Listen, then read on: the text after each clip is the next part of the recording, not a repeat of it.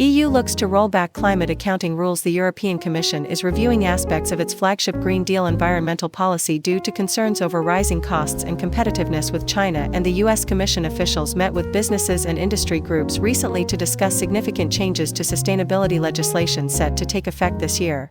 This meeting was prompted by a report from the bloc's executive body, which highlighted competition concerns and called for a reduction in red tape while still promoting decarbonization to help boost economic growth in the region. The EU must urgently address long-standing barriers and structural weaknesses that hinder its progress.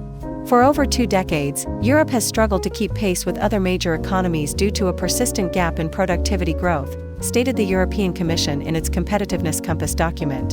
The Competitiveness Compass outlines a strategy aimed at revitalizing the bloc's economy and enhancing the global competitiveness of its companies.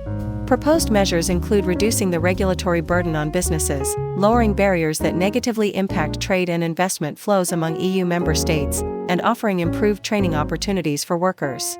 To alleviate concerns about regulatory burdens, the EU plans to unveil a proposal later this month that is expected to decrease reporting requirements for some of its key sustainability laws. Additionally, changes to the EU's taxonomy are anticipated.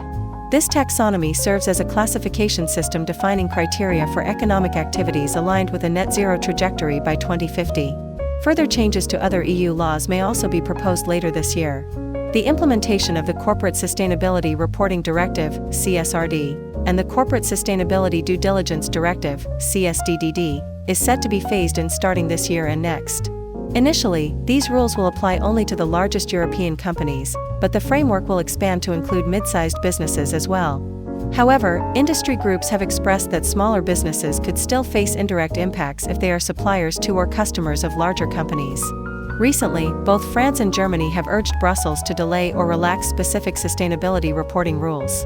Additionally, within the EU, strong opposition to these measures has emerged from right-wing political parties, who argue that climate policies have contributed to inflation and diminished competitiveness, leading to economic decline. The American Chamber of Commerce to the EU commented that the bloc's initiative to simplify some sustainability rules will be the first real test of its commitment to reducing the regulatory burden for companies.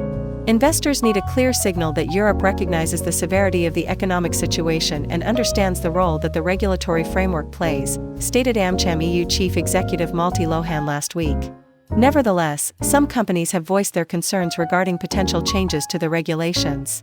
Several firms, including Nestlé, Mars, and Unilever, sent a letter last month to European Commission President Ursula von der Leyen, emphasizing that investment and competitiveness rely on policy certainty and legal predictability.